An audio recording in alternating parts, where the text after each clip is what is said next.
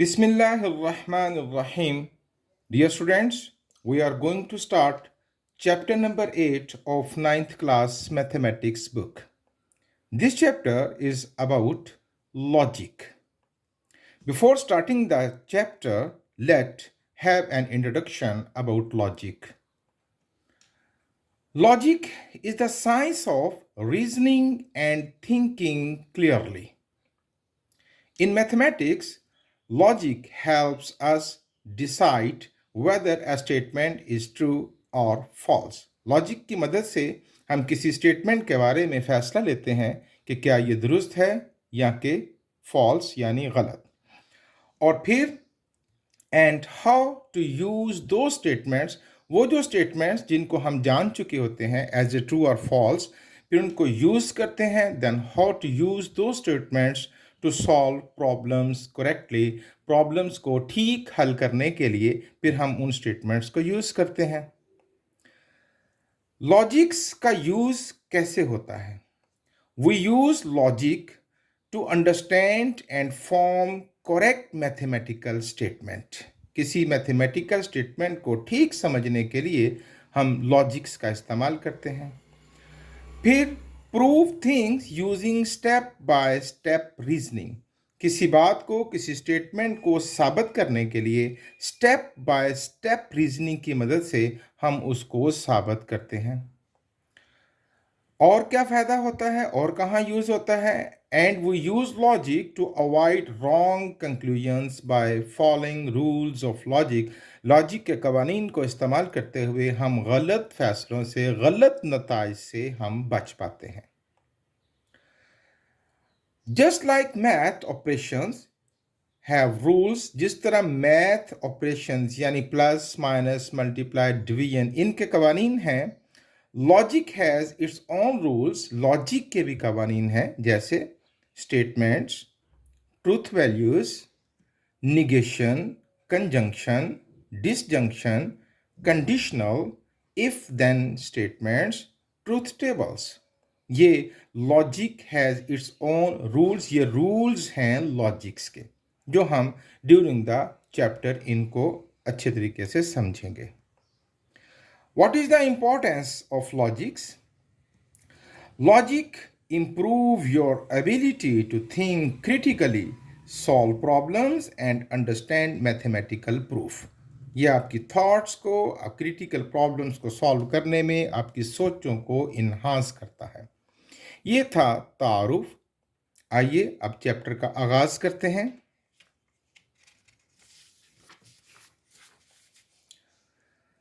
इस चैप्टर में हम क्या पढ़ेंगे? We will learn in this chapter induction, deduction, statement, logic operators और उनकी एक्सप्लेनेशन, और वो ऑपरेटर्स क्या होंगे? निगेशन, कंजंक्शन, डिसजंक्शन, इम्प्लीकेशन और कंडीशनल, बाय कंडीशनल। फिर हम पढ़ेंगे मैथमेटिकल प्रूफ से क्या मुराद है, थ्योरम, कंजेक्चर और ऑक्सियम में क्या फ़र्क है, और डिडक्टिव प्रूफ क्या होते हैं। Let's start the topic. सबसे पहले है बच्चों, what is the difference between induction and deduction. मैंने बहुत ही आसान अल्फाज में अंडरस्टैंडेबल वर्डिंग यूज़ करते हुए मैंने इनके बारे में लिखा है। इट्स नॉट कंपल्सरी कि आप इनको यूं वर्ड बाय वर्ड याद करें। आप इनको समझने के बाद अपने अल्फाज में भी लिख सकते हैं। आपको इनके कॉन्सेप्ट्स क्लियर करने होंगे। So what is inductive reasoning? तवज्जो से बच्चों सुनिएगा। Induction moves from specific observations to general calculations. यानी इंडक्शन या इंडक्टिव रीजनिंग जो है वो हमारे ऑब्जर्वेशंस, हमारे मुशाहदात पर डिपेंड करती है। हम उन मुशाहदात की रोशनी में कोई स्टेटमेंट या कोई रीज़न को बयान करते हैं। एक एग्जाम्पल से पहले बात समझ लेते हैं। फॉर एग्जाम्पल, हमारी पहली ऑब्जर्वेशन है the sun rose in the east yesterday, कि कल सूरज मशरिक से निकला। ऑब्जर्वेशन 2 दूसरा मुशाहदा है, the sun rose in the east today, आज भी सूरज मशरिक से निकला। ऑब्जर्वेशन 3 तीसरा मुशाहदा है, the sun rose in the east every day last month, पिछले माह हर रोज सूरज मशरिक से निकला। अब इन मुशाहदात की बिना पर हमने क्या कंक्लूजन निकाला? हमने कहा, हम कह सकते हैं the sun always rises in the east, कि सूरज हमेशा मशरिक से निकलता है। ये जो स्टेटमेंट है, it depends upon the previous observations, ये मुशाहदात की बिना पर हमने बात की है। याद रहे, ये जो कंक्लूजन्स होते हैं ये अनसर्टेनिटी होते हैं, यानी इनमें यकीनी या हतमी सूरत नहीं होती, यकीनी सूरत नहीं होती। The conclusion is probable not certain, ये हतमी सूरत नहीं होती। मसलन एक और एग्जाम्पल से बात समझते हैं। हमने ऑब्जर्वेशन किया, the school assembly starts at 8 AM on Monday, Monday को जो स्कूल असेंबली थी वो 8 बजे शुरू हुई। Observation 2, the assembly also started at 8 AM on Tuesday, Tuesday को भी असेंबली 8 बजे स्टार्ट हुई। Number 3 observation, every day this week, इस हफ्ते रोज़ाना the assembly started at exactly 8 AM, पूरे हफ्ते में असेंबली पूरे 8 बजे शुरू हुई। तो इन मुशाहदात की बिना पर हमने क्या कंक्लूजन निकाला? The school assembly always starts at 8 AM, कि स्कूल असेंबली हमेशा 8 बजे शुरू होती है। But it's not the certain decision, मुमकिन है कि कभी असेंबली 8:10 पे शुरू हो, कभी असेंबली 8:05 पर शुरू हो, यानी टाइम में कभी फ्लैक्चुएशन आ जाए। हमने तो जो बात की है वो अपने प्रीवियस मुशाहदात, प्रीवियस ऑब्जर्वेशंस की बना पर की है, तो इसलिए इसमें अनसर्टेनिटी है, यानी the conclusion is probable not certain, हतमी बात आप इसमें नहीं कर सकते। ये यूज कहाँ होती हैं? Inductive reasoning used in scientific discoveries, hypothesis, everyday reasoning, रोज के जब बातें करते हैं उसमें भी हम इन रीजन्स को यूज करते हैं जो मुशाहदात की बिना पर होती हैं। तो हमने क्या पढ़ा इंडक्टिव रीजनिंग के बारे में? Induction moves from specific observations to general calculation, यानी मुशाहदात से जो हमें नतायज हासिल होते हैं उसको हम इंडक्टिव रीजनिंग कहते हैं। याद रहे कि ये हतमी सूरत में नहीं होते, यकीनी सूरत में नहीं होते, इसमें फ्लैक्चुएशन भी आ सकता है। उसके बाद है डिडक्टिव रीजनिंग। डेफिनेशन है, deduction moves from a general rule to a specific calculation. अब ये मुशाहदात की बिना पर नहीं है, ये हम किसी रूल को यूज करते हुए किसी बात के नतीजे तक पहुंचते हैं। मसलन एग्जाम्पल लेते हैं। जनरल रूल है ऑल बर्ड्स हैव फीदर्स, तमाम परिंदों के पर होते हैं। अच्छा, स्पेसिफिक केस है अ पैरट इज अ बर्ड, अब पैरट भी तो एक परिंदा है, तो फिर कंक्लूजन क्या हुआ? अ पैरट हैज फीदर, तो भाई पैरट के भी पर होते हैं। ये बात हम इतने यकीन के साथ, इट्स अ सर्टेन, इतने यकीन के साथ क्यों कह सकते हैं? क्योंकि हमारा रूल बहुत अच्छा है, रूल बहुत कॉन्फिडेंट है कि ऑल बर्ड्स हैव फीदर्स, तमाम परिंदों के पर होते हैं। तो बात हो रही थी कि deduction moves from a general rule to a specific conclusion, ये किसी रूल की बुनियाद पर हम किसी स्पेसिफिक कंक्लूजन तक पहुंचते हैं। Certainty, if the premises are true, यानी अगर रूल सही है, अगर रूल सच्चा है, द कंक्लूजन इज सर्टेन, तो फिर नतीजा भी हतमी और पूरा यकीनी होगा। यूज कहाँ होते हैं? मैथमेटिक लॉजिक, मैथमेटिक्स में, लॉजिक में, फॉर्मल प्रूफ्स में हम इनको यूज करते हैं। एक और एग्जांपल है जनरल रूल, ये है कि ऑल मेटल्स कंडक्ट इलेक्ट्रिसिटी, जो भी मेटल है वहां से बिजली पास होती है। अच्छा, स्पेसिफिक केस है कॉपर इज ए मेटल, अब कॉपर भी एक मेटल है। तो ये रूल चूंकि बिल्कुल ट्रू है कि तमाम मेटल से इलेक्ट्रिसिटी कंडक्ट होती है, तो इस रूल के तहत कॉपर से भी इलेक्ट्रिसिटी गुजरेगी, तो भाई इस रूल के तहत हमने कंक्लूजन निकाला कि कॉपर कंडक्ट्स इलेक्ट्रिसिटी। दो बातें हमने पढ़ी अब तक, एक है इंडक्टिव रीजनिंग और दूसरा है डिडक्टिव रीजनिंग।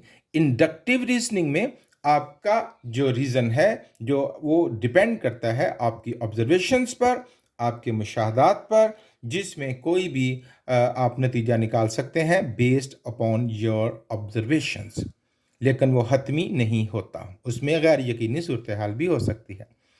लेकिन जो डिडक्टिव रीजनिंग है ये डिपेंड करता है अपॉन अ जनरल रूल। अब रूल जितना अच्छा होगा आपका नतीजा भी अगर रूल सच्चा है, रूल ठीक है, तो आपका नतीजा भी हतमी होगा। ये था difference between inductive reasoning and deductive reasoning. Next topic है स्टेटमेंट। डेफिनेशन है, बात को पहले समझ लेते हैं।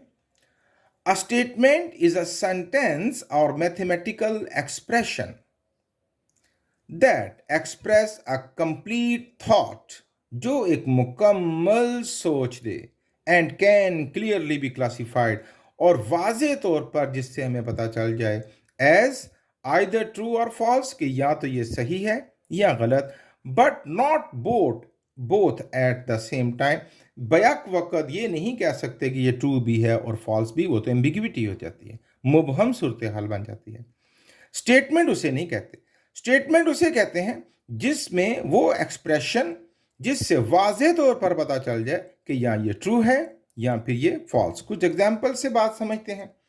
Examples of mathematical statements which are true, ये मैंने कुछ ट्रू स्टेटमेंट्स रखी हैं।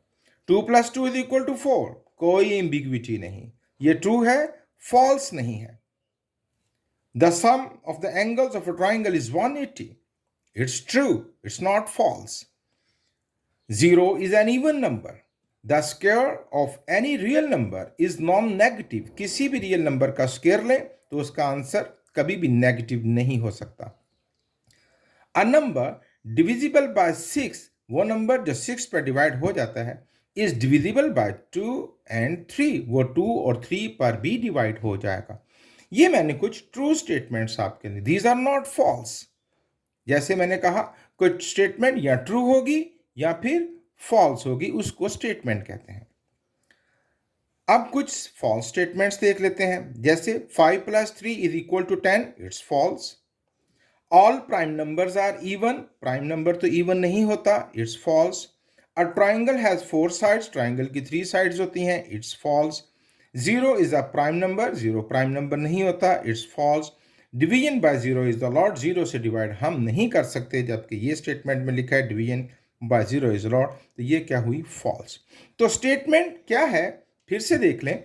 अ स्टेटमेंट इज अ सेंटेंस और mathematical expression that express a complete thought, जो मुकम्मल सोच दे, and can clearly be classified, और जिसको वाज़ेह तौर पर हम क्लासीफाई कर सकें, क्या कि वो ट्रू है या फिर के फॉल्स। और क्या स्टेटमेंट एक ही वक्त में दोनों बातें नहीं हो सकती, but not both at the same time, कि हम कहें कि ये ट्रू भी है और फॉल्स भी है। ये था इंट्रोडक्शन ऑफ अ स्टेटमेंट।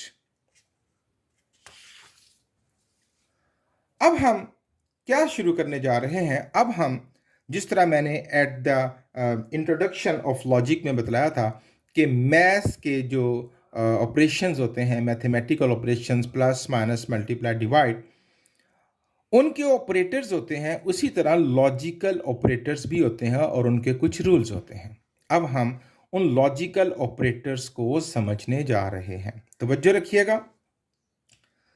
हम The letter P and Q etc. will be used to denote a statement, यानी P एक स्टेटमेंट को डिनोट कर रहा है और Q एक और स्टेटमेंट को डिनोट कर रहा है। और इसी तरह अगर कोई तीसरी स्टेटमेंट भी होती तो हम उसको R से डिनोट कर देते, यानी एक स्टेटमेंट को P और दूसरी स्टेटमेंट को हम Q से डिनोट करेंगे। अच्छा, अब जो सिंबल इन स्टेटमेंट्स में हम यूज करेंगे उनका तारुफ करवाया है, मैंने लिख रखे हैं। ये देखिए, ये एक सिंबल है, ये एक ऐसा कर्व सी लाइन है, इसे कहते हैं नॉट। नॉट रीड करेंगे इसको। जब किसी एक्सप्रेशन के साथ इसको लगाया जाएगा तो ये बोला जाएगा not P. Okay, not P. इसे कहते हैं एंड। ये देखिए, ये कैरेट साइन है, इसे कहते हैं एंड। अब जब दो स्टेटमेंट्स के दरमियान इसे लगाएंगे तो कैसे पढ़ेंगे? P and Q. क्या पढ़ेंगे? P and Q. ये जो इस शक्ल में है इसे कहते हैं और। जब दो स्टेटमेंट्स में इसे लगाएंगे तो हम क्या बोलेंगे? पी और क्यू। क्या बोलेंगे? पी और क्यू। ये सिंबल है इफ देन, जिसको इंप्लाइज भी कहते हैं। इफ और देन स्टेटमेंट वाला ये सिंबल है। मजीद हम इसको एक्सप्लेन करेंगे नीचे। इफ देन, इसको इंप्लाइज कहते हैं। रीड कैसे करेंगे? If P then Q, P implies Q. ये भी बोल सकते हैं आप, पी इंप्लाइज क्यू, या यूं भी बोल सकते हैं if P then Q. Quite easy कि पी इंप्लाइज क्यू हम बोल लें। ये है P is equivalent to Q। जब ये होता है तो इसको इक्वलेंट का सिंबल बोला जाता है। इज इक्वलेंट टू, या इसे क्या कह सकते हैं? If and only if P is equivalent to Q, P is equivalent to Q, या क्या बोलेंगे? P if and only if Q, P if and only if Q। ये सिंबल्स थे जिनका मैंने आपको तारुफ करवाया। अब हम वेरी सॉरी, अब हम इनको एक्सप्लेन करेंगे कि इनका यूज कैसे होता है और आप कैसे अब इन लॉजिकल ऑपरेटर्स को यूज करेंगे।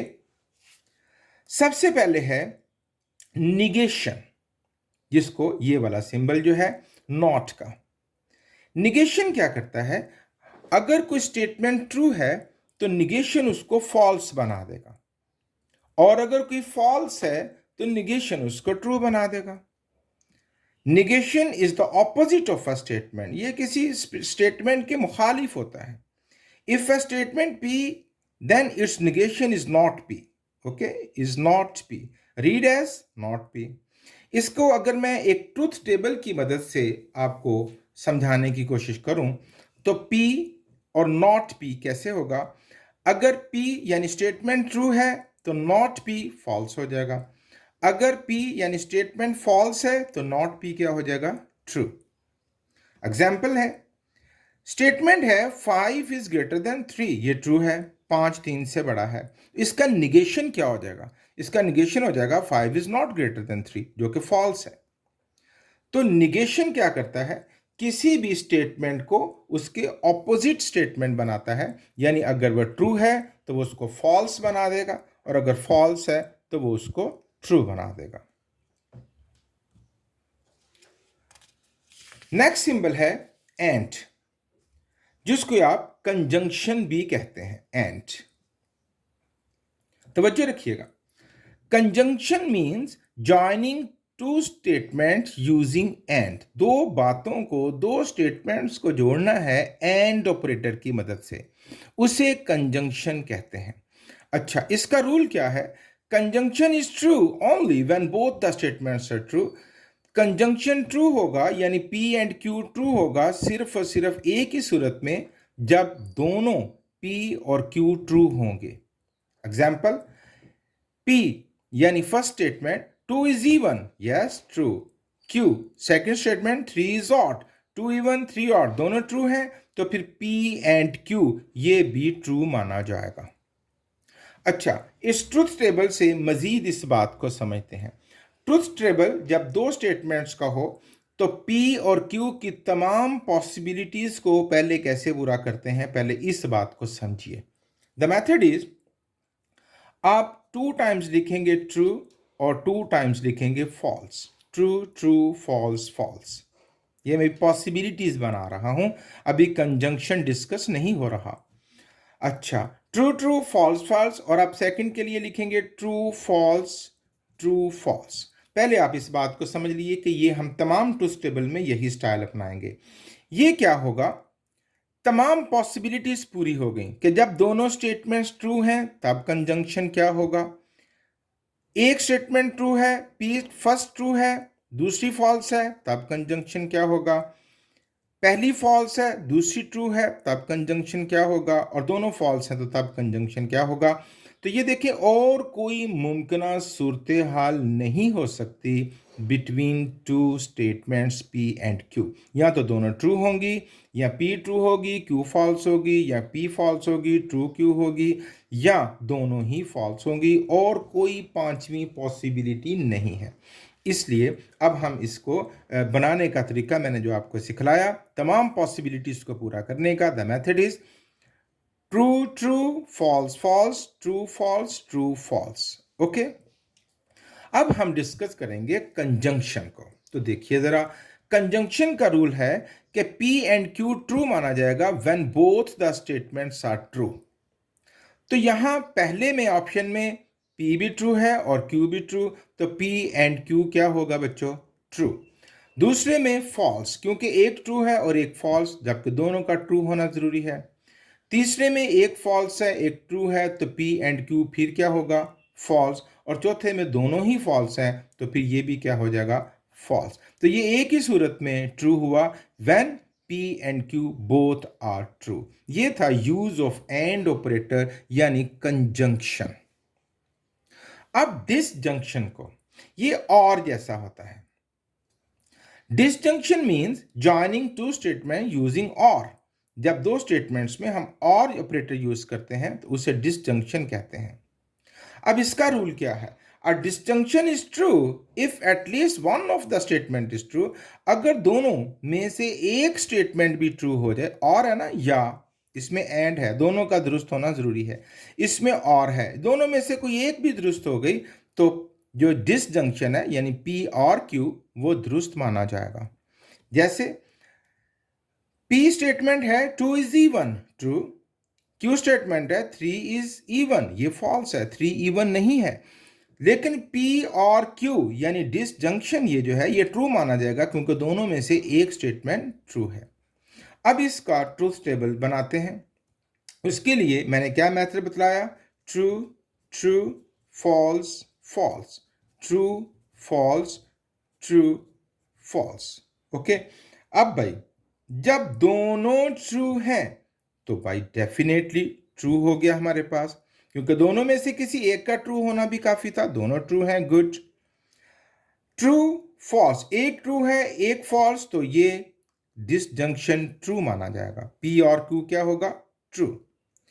एक फॉल्स है एक ट्रू, तब भी ये क्या माना जाएगा, ट्रू। दोनों फॉल्स हैं, अब ये फॉल्स माना जाएगा, क्योंकि दोनों में से किसी एक का ट्रू होना लाजमी है, ये है डिसजंक्शन।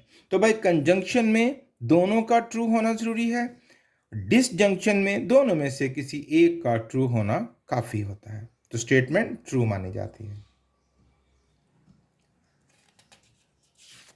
फोर्थ है इंप्लीकेशन और कंडीशनल। तवज्जो रखिएगा, a statement of form if P then Q is called conditional or implication, written as P implies Q। ये जो P, ये जो मैंने पहले भी बताया है सिंबल्स में, P implies Q, इसमें जो P होता है फर्स्ट स्टेटमेंट, उसको कहते हैं एंटीसीडेंट, और जो सेकंड स्टेटमेंट होती है उसे कहते हैं कॉन्सिक्वेंट। फिर सुन लें, जो पहली स्टेटमेंट होती है P, उसे एंटीसीडेंट, और जो दूसरी होती है उसे कॉन्सिक्वेंट। यानी पहली को आप हाइपोथेसिस मफरूजा भी कह सकते हैं, और उसके नतीजे में जो Q है उसको कंक्लूजन यानी नतीजा भी कह सकते हैं। तो अगर मैं इसको Q इंप्लाइज Q कर दूंगा, Q इंप्लाइज P, तो याद रहे इसमें फिर ये पहला Q एंटीसीडेंट हो जाएगा और P क्या हो जाएगा, कॉन्सिक्वेंट। ये तो आसान बात है, आप समझ गए होंगे। रूल क्या है, ये बात समझने वाली है।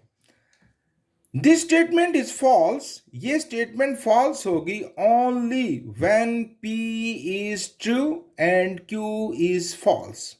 यानी एंटीसीडेंट ट्रू हो और कॉन्सिक्वेंट फॉल्स हो, बस इस सूरत में ये स्टेटमेंट फॉल्स होगी। बाकी तमाम सूरतों में, in all other cases it is considered true. बाकी तमाम सिचुएशंस में ये ट्रू मानी जाती है।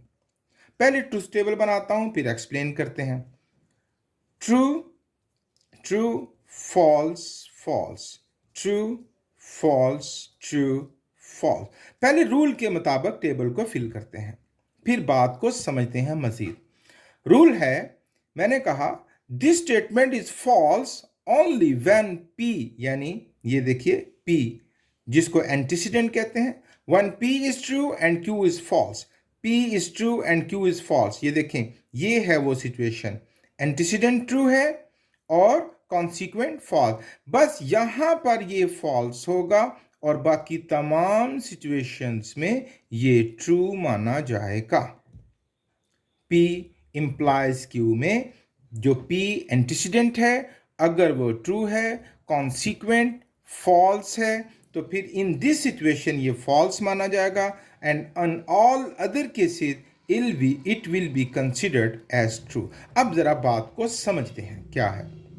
एग्जाम्पल है, अगर मेरे पास एक स्टेटमेंट है P इफ इट रेन्स, और इसका कॉन्सिक्वेंट क्या है, then the ground will be wet. अगर बारिश होगी तो ग्राउंड गीली होगी, बारिश होगी उसको हम P से इंडिकेट कर रहे हैं, then the ground will be wet हम उसको Q से इंडिकेट कर रहे हैं। एग्जाम्पल है ना बात समझाने के लिए, जिसको हमने लिखा P implies Q। अब देखिए इट रेन्स, पहली स्टेटमेंट ट्रू हुई, ग्राउंड इज वेट, तो ग्राउंड गीली हो गई, बात ठीक है, तो ये ट्रू माना जाएगा, P implies Q। अगर बारिश हुई है तो यकीनन ग्राउंड गीली होगी, तो ये ट्रू, तो हमने भी इसको ट्रू लिखा हुआ है। अच्छा, इट रेन्स, बारिश हुई है, true, ground is wet, false, कि ग्राउंड गीला नहीं हुआ। क्या ये मुमकिन है कि बारिश हो और ग्राउंड गीला ना हो? ये नहीं हो सकता। अब देखें ये स्टेटमेंट क्या हो गई, फॉल्स।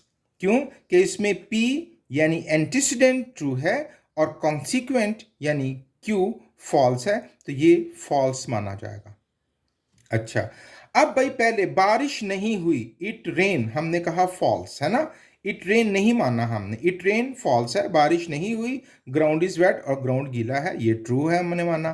तो भाई मुमकिन है, ऐसा हो सकता है, क्योंकि हो सकता है किसी और ने ग्राउंड को गीला किया हो, किसी माली ने पानी लगाया हो एंड सो ऑन, और भी कोई वजह हो सकती है ग्राउंड के गीले होने की। अब बारिश नहीं हुई, ग्राउंड गीला है, तब भी हम इसको ट्रू मानेंगे कि हो सकता है, यकीनन ग्राउंड गीला हो सकता है बारिश के बगैर भी। अच्छा, बारिश भी नहीं हुई, ग्राउंड भी गीला नहीं हुआ, तो देयर इज नो एम्बिग्विटी, इसमें तो कोई मुबहम सूरत ही नहीं। ठीक है, बारिश नहीं हुई तो ग्राउंड नहीं गीला हुआ, तो भाई ये क्या माना जाएगा, ट्रू। तो ये देखें, एक एग्जाम्पल से मैंने आपको समझाया कि इम्प्लीकेशन और कंडीशनल, कंडीशनल कब ट्रू होगा, सॉरी कब फॉल्स होगा ये समझे, बाकी तमाम केसेस में ट्रू होगा। कंडीशनल फॉल्स होगा only when P यानी antecedent is true and Q यानी consequent is false। antecedent is true, consequent is false, पहली बार true हो दूसरी false हो, in this situation the statement will be false and in all other cases it is considered as true। ये था बच्चों topic मैंने आपको समझाया अबाउट इम्प्लीकेशन या जिसको कंडीशनल भी कहते हैं। पांचवा ऑपरेटर है biconditional, P equivalent to Q या P if and only if Q equivalent.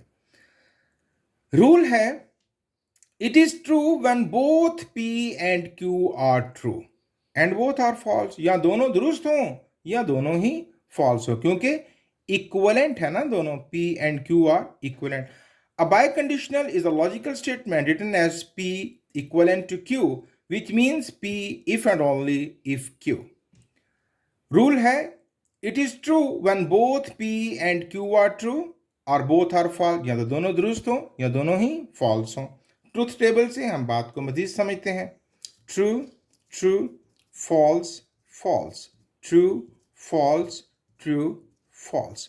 अच्छा भाई, या दोनों ट्रू हो या दोनों फॉल्स हों, इन दो सिचुएशंस में ये ट्रू माना जाएगा क्योंकि इक्विवेलेंट है, और बाकी तमाम कंडीशंस में ये क्या माना जाएगा, फॉल्स। एग्जाम्पल भी आपके सामने है, मसलन अगर मेरे पास एक स्टेटमेंट है P a number is divisible by 2, अगर कोई नंबर डिविजिबल है 2 पर, तो सेकंड है द नंबर इज इवन, तो फिर वो नंबर इवन होगा, जाहिर है ये इक्विवेलेंट है। तो so the by conditional statement P if and only Q if Q या P is equivalent to Q, ये इसको बोलने का मेथड है. Means a number is divisible by 2 if and only if it is even. कोई number 2 पर divide हो सकेगा सिर्फ और सिर्फ कब, जब वो एक इवन होगा. ये था लॉजिकल ऑपरेटर्स जो मैंने आपको बड़े अच्छे तरीके से समझाए. अब हम जानेंगे कि मैथमेटिकल प्रूफ से क्या मुराद है, मैथमेटिकल प्रूफ क्या होते हैं. सुनिएगा बच्चों, मैंने पहले भी बतलाया कि मैंने कोशिश की है कि आसान अल्फाज में मैंने आपको लिख दिया है, but it's not compulsory for you to learn it word by word, कि आप इसको यूं ही याद करें. ये कॉन्सेप्ट्स हैं, आप इनको समझने के बाद अपने अल्फाज में भी लिख सकते हैं. Okay, mathematical proof. A mathematical proof is a logical argument. ये ऐसे लॉजिकल आर्गुमेंट हैं जो क्या करते हैं, that shows a mathematical statement is always true, कि वो ये साबित करते हैं आर्गुमेंट्स की मदद से. हम किसी बात को जो साबित करते हैं कि ये स्टेटमेंट हमेशा के लिए क्या है, ट्रू है. वो जो आर्गुमेंट्स हैं उस बात को साबित करने के लिए हम क्या चीज़ें यूज़ करते हैं, using facts, definitions and previously proven theorem, जो इसमें हम हकायक को, डेफिनेशंस को और पहले से साबित की हुई बातों को भी यूज़ कर सकते हैं.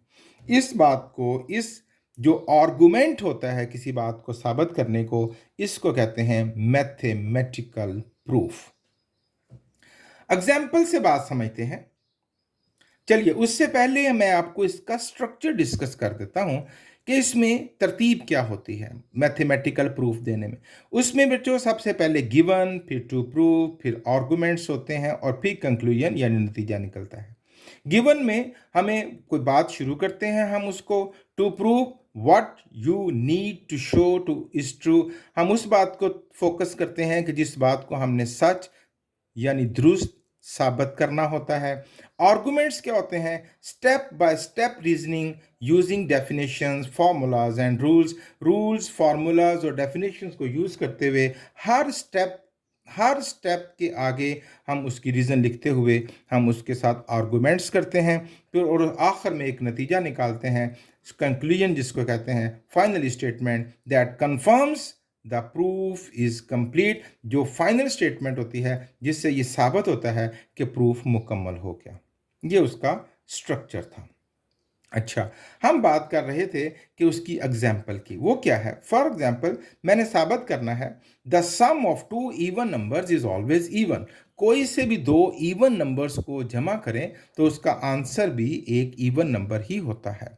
अब ये तो एक स्टेटमेंट है, मैंने इसको मैथमेटिकली प्रूफ देना है. तो ये उसके स्टेप्स हैं. ये जो मैंने स्टेप बाय स्टेप रीजनिंग मैंने बतलाया था ना, आर्गुमेंट, ये सारा एरिया आर्गुमेंट्स कहलाता है.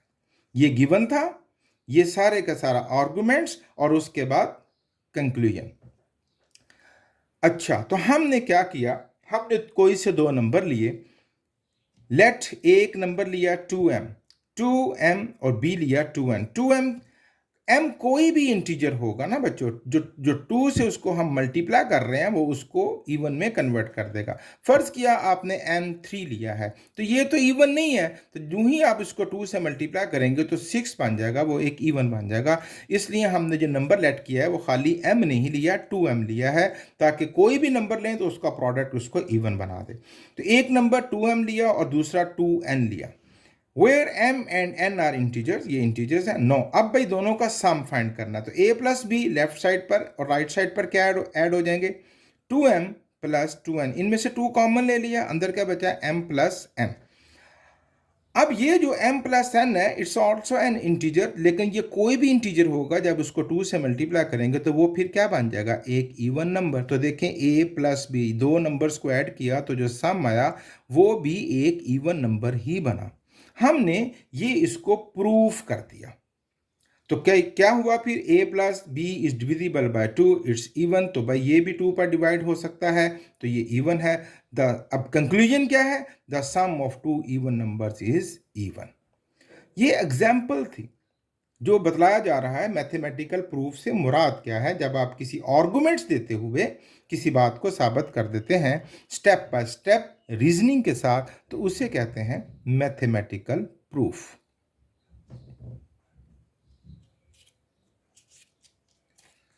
नेक्स्ट है थ्योरम, कंजेक्चर एंड ऑक्सियम।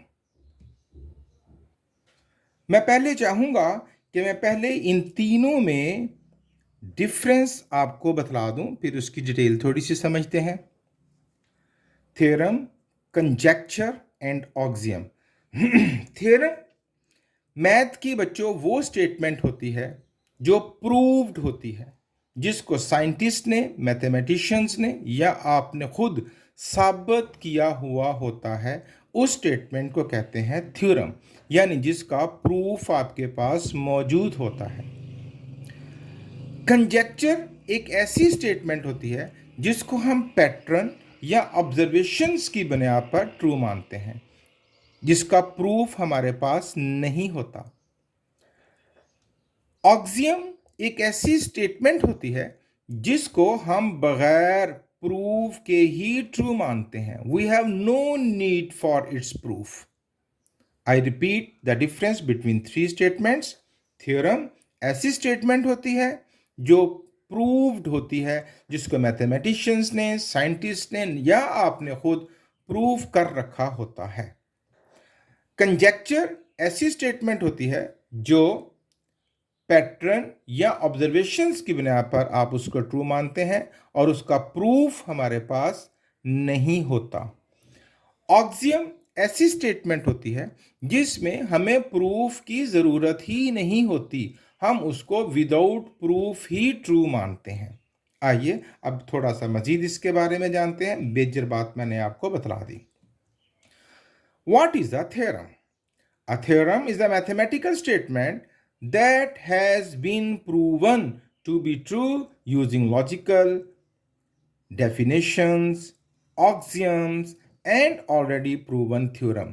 यानी पहले से प्रूव थ्योरम को यूज करते हुए, ऑक्सियम्स या डेफिनेशंस को यूज करते हुए जब किसी बात को आप साबित करते हैं तो उस मैथमेटिकल स्टेटमेंट को क्या कहते हैं?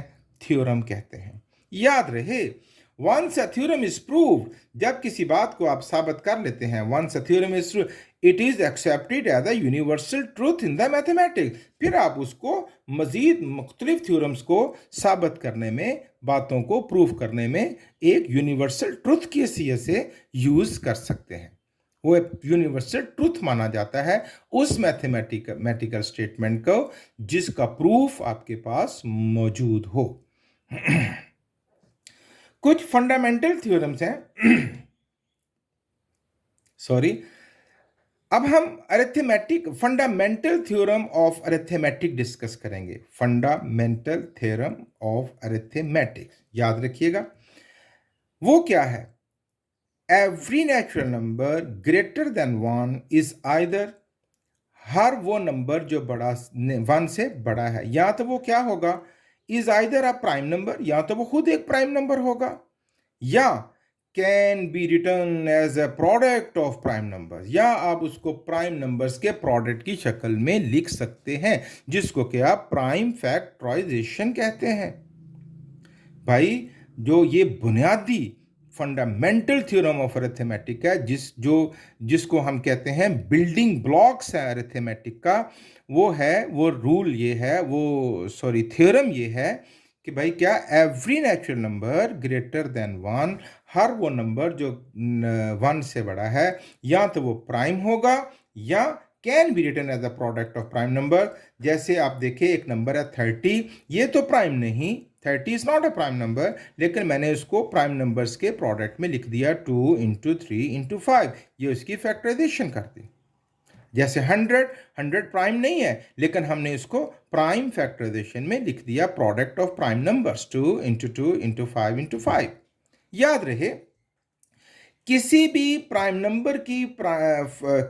नंबर की प्राइम फैक्टराइजेशन मुख्तलिफ नहीं हो सकती, वो हमेशा सेम होती है। अलबत्ता उसके जो ऑर्डर है, उसकी जो तरतीब है, उसमें फ़र्क आ सकता है। जैसे ये 100 की है फैक्टराइजेशन, आप इसको यूँ लिख सकते हैं 2 इंटू 5 इंटू 2 इंटू 5, ये भी 100 बनेगा। लेकिन ये वही है जो यहाँ पर फैक्टराइजेशन लिखी हुई है, इसकी तरतीब में अलबत्ता फ़र्क आ सकता है। तो फिर से फंडामेंटल थ्योरम ऑफ अरिथमेटिक क्या है? Statement every natural number greater than 1 is either a prime number. 1 से बड़े जितने भी नेचुरल नंबर हैं या तो वो प्राइम नंबर होगा या क्या होगा, can be written as a product of prime number, या उसे प्राइम नंबर्स के प्रोडक्ट की शक्ल में लिखा जा सकता है। And this factorization is unique, और ये फैक्टराइजेशन यूनिक होती है except for the order of their factors. अलबत्ता उनके फैक्टर्स की तरतीब में जरूर फर्क आ सकता है, उससे कोई फर्क नहीं पड़ता।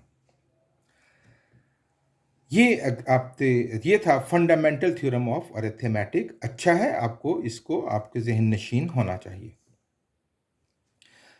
उसके बाद है एक और थ्योरम डिस्कस करने लगे हैं आपके सामने, दैट इज फेर्मेट्स लास्ट थ्योरम। फेर्मेट्स कौन था?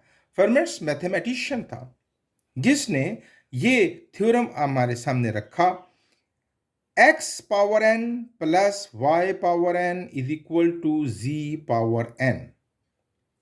ये कहते हैं कि ये there is no value of x, y and z। ये जो x, y और z है, कोई भी वैल्यू नहीं हो सकती इनकी, that makes the equation true, जो इस इक्वेशन को ट्रू बनाए। मसलन आप यहाँ 2, 3, 4 कोई भी वैल्यूज रखें, और ये जो पावर है ना ऊपर जो n से इंडिकेट की है, शर्त ये है कि ये पावर 2 से बड़ी होनी चाहिए, 2 से छोटी या 2 नहीं होनी चाहिए। अगर ये power x power n, y power n, z power n, अगर ये पावर 2 से बड़ी है तो आप x, y, z कोई भी नंबर दुनिया के ऐसे नहीं ढूंढ सकते कि जो इस स्टेटमेंट को ट्रू करें। अच्छा, अगर हम एक एग्जांपल है, हमने x लिया 3, y लिया 4 और z लिया 5, और हमने n जानबूझकर 2 रखा। ठीक है, हम कंडीशन क्या थी कि n क्या हो, 2 से बड़ा हो। हमने क्या रखा, 2। तो अब 3 का स्क्वायर प्लस 4 का स्क्वायर प्लस 5 का स्क्वायर ये इक्वल हो जाते हैं, ये स्टेटमेंट इक्वल हो जाएगी। जैसे 3 का स्क्वायर क्या बनेगा बच्चों, 9, 9 प्लस 16 25, और 5 का स्क्वायर 25, 25 इज इक्वल टू 25। ये तो ट्रू हो गया। तो भाई हमने कंडीशन का रूल भी तो तोड़ा ना, हमने क्या लिखा है n इज इक्वल टू 2, जबकि कंडीशन क्या थी, फेर्मेट्स ने क्या कहा कि n जो है वो क्या होना चाहिए, 2 से बड़ा होना चाहिए।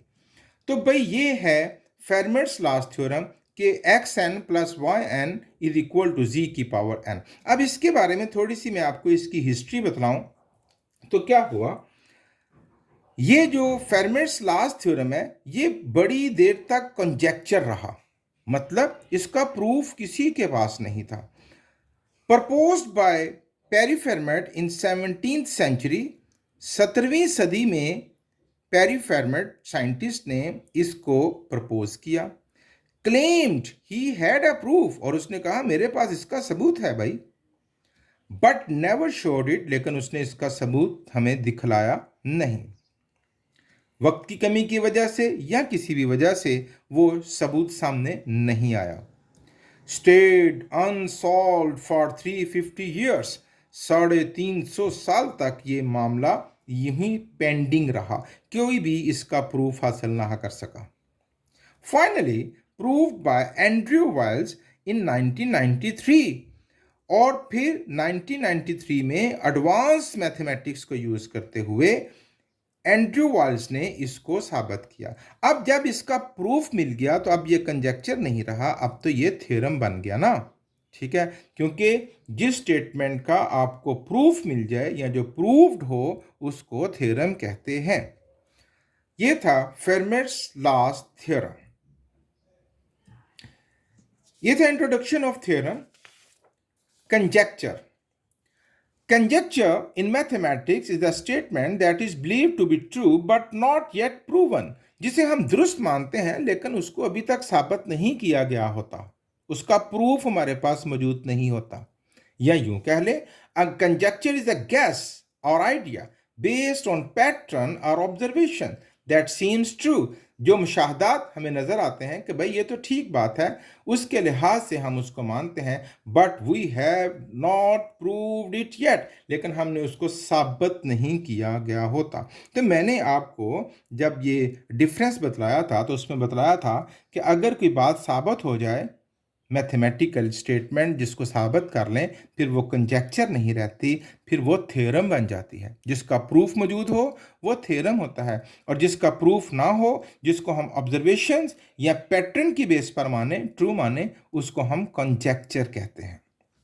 एग्जाम्पल है, after looking at the numbers 2, 4, 6, 8, 10, इन नंबर्स को जब हमने मुशाहदा किया, you might make the conjecture, आप ये कंजेक्चर बना सकते हैं क्या, all even numbers are divisible by 2। देखें, ये सब का मुशाहदा किया तो ये सब 2 पर डिवाइड हो रहे हैं, तो हमने कंजेक्चर बनाया क्या कि all even numbers are divisible by 2, but we have not proved it, हमारे पास इसका प्रूफ नहीं है। In future this is a conjecture and later, अब बात बड़ी दिलचस्प है, इट कैन बी, जिस तरह पिछले जो थ्योरम है उसमें जो फेरमेट्स लास्ट थ्योरम था, उसमें 350 साल तक उसको कोई साबित नहीं कर सका और वो एक कंजेक्चर की हैसियत से था, लेकिन जो ही उसको प्रूफ मिल गया तो वो एक थ्योरम बन गया। इसी तरह ये जो बात है, it can be proven and become a theorem, इसको कोई साबित कर गया तो ये भी एक थ्योरम की हैसियत अख्तियार कर जाएगा। ओके, ऑक्सियम किसे कहते हैं? तीसरी स्टेटमेंट होती है मैथ में जिसको हम ऑक्सियम कहते हैं। Axiom is a basic statement that is accepted as true without proof, हम इसको बगैर प्रूफ के ही दुरुस्त, we have no need of proof, हम इसको बगैर प्रूफ के ही दुरुस्त मानते हैं। एग्जाम्पल्स, एक्यूलिड्स ऑक्सियम, इसका नाम है, मैथमेटिशियन था, ज्योमेट्री बेसिक्स है। A straight line can be drawn between 2 points, 2 points के दरमियान एक स्ट्रेट लाइन खींची जा सकती है। अब हमें इस बात के लिए किसी प्रूफ की जरूरत नहीं है, so it is known as an axiom, और इसको इसके साइंटिस्ट के नाम से, जिसने ये बात कही, उसके नाम से मंसूब कर दिया गया है, यूक्लिड्स ऑक्सियम। साइंटिस्ट का नाम याद रहे ना रहे कोई बात नहीं, लेकिन आपको ये डिफरेंस याद रखना है कि ऑक्सियम, कंजेक्चर और थ्योरम में फर्क क्या होता है। Peano axioms, every number has a successor, like after 1 comes 2 then 3 then, हर नंबर का एक सक्सेसर होता है, यानी कि उसके बाद, यानी कहना क्या चाहते हैं कि काउंटिंग कभी ख़त्म नहीं होती, आप कोई भी नंबर लें तो उसके बाद एक नंबर ज़रूर आता है। इट्स एन ऑक्सियम, इसका प्रूफ कोई नहीं है हमारे पास, बट इट्स एन ऑक्सियम, और हम इसको बगैर प्रूफ के ही दुरुस्त मानते हैं। उसके बाद है axiom of extensionality, 2 sets are equal if they have exactly the same element, 2 sets equal माने जाएंगे अगर उनके एलिमेंट्स सेम हैं तो। Axioms of power set, every set has a power set, हर सेट का एक पावर सेट होता है। जिन बच्चों ने ये चैप्टर्स पढ़े हैं वो इन ऑक्सियम्स को बखूबी आसानी से समझ पा रहे हैं। और वो जो पावर सेट होता है वो क्या होता है? A set of all possible subset, तमाम सबसेट्स पर मुश्तमिल वो सेट होता है। तो बच्चों, अभी हमने पढ़ा 3 स्टेटमेंट्स के बारे में कि थ्योरम, कंजेक्चर और ऑक्सियम में क्या फ़र्क होता है। And the last one is deductive proof. अब क्या है? A deductive proof is a method of showing that the statement is true. ये एक मेथड है जो इस बात को साबित करने में मदद देता है कि स्टेटमेंट क्या है, ट्रू है। Using facts, rules, definitions, axioms and previously proven theorems, हम इसको लॉजिकल रीजनिंग में, स्टेप बाय स्टेप रीजनिंग में हम क्या उसके रूल्स यूज कर सकते हैं, फैक्ट्स यूज कर सकते हैं, ऑक्सियम्स यूज कर सकते हैं। इसमें deductive reasoning is broadly used in algebra, ये बहुत ज़्यादा यूज होती है रीजनिंग अलजबरा में, to validate identities and solve questions. How it works step by step. Start with the known facts. हम शुरू करते हैं, ये उसका एक फीचर है जो मैं आपको बतला रहा हूं. Start with the known facts. Apply logical reasoning or rules. Step by step prove the conclusions. एक एग्जाम्पल से बात समझते हैं. हमने साबित करना है कि a plus B whole square is equal to a square plus 2ab plus b square. It's the formula which we have learned. अब इसका डिडक्टिव प्रूफ स्टेप्स जो हैं वो क्या होंगे. Start from the left hand side से हम शुरू करते हैं. a plus B whole square, हमने इसको a plus B into A plus B लिख लिया. ठीक है. हमने यहाँ पर जो रूल यूज किया है वो डेफिनेशन ऑफ स्क्वायर. स्क्वायर की डेफिनेशन क्या है कि उसको 2 टाइम्स आप मल्टीप्लाई कर सकते हैं. ये डिडक्टिव प्रूफ चल रहे हैं साहब, समझ आ रही है. हर स्टेप बाय स्टेप रीजनिंग के साथ हम इसको साबित करेंगे. फिर हमने क्या किया, ए को इन दोनों से मल्टीप्लाई किया प्लस बी को दोनों से मल्टीप्लाई किया. ये जो मल्टीप्लिकेशन है ये डिस्ट्रीब्यूटिव लॉ के तहत हमने इसको किया.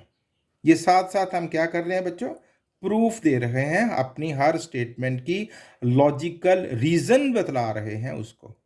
इसी को डिडक्टिव प्रूफ कहते हैं. फिर हमने जब मल्टीप्लाई कर लिया तो ए बी प्लस बी ए इन दोनों को ऐड कर दिया, तो इस प्रोसेस को क्या कहते हैं, सिंप्लीफाई कर दिया हमने इसको. ए स्क्वायर वैसे ही है, बी स्क्वायर वैसे ही है, इन दोनों को ऐड करके क्या बना दिया, 2ab. ये हमने इसको सिंप्लीफाई कर दिया. तो यूं ये क्या हो गया, लेफ्ट हैंड साइड किसके बराबर हो गई, राइट हैंड साइड के. So the identity is prove using deductive logic. ये हमने डिडक्टिव लॉजिक्स को यूज करते हुए इस बात को साबित कर दिया. मजीद एक्सरसाइज में जब हम क्वेश्चंस करेंगे तो ये डिडक्टिव प्रूफ का टॉपिक थोड़ा सा आपको और क्लियर हो जाएगा. ये था बच्चों बहुत ही बुनियादी lecture about the introduction of logic and use of their operators. तवज्जो से बहुत ध्यान से इसको लेक्चर भी आप यानी दोबारा से भी सुन सकते हैं और खूब अच्छे तरीके से मेहनत कीजिए. Thank you very much.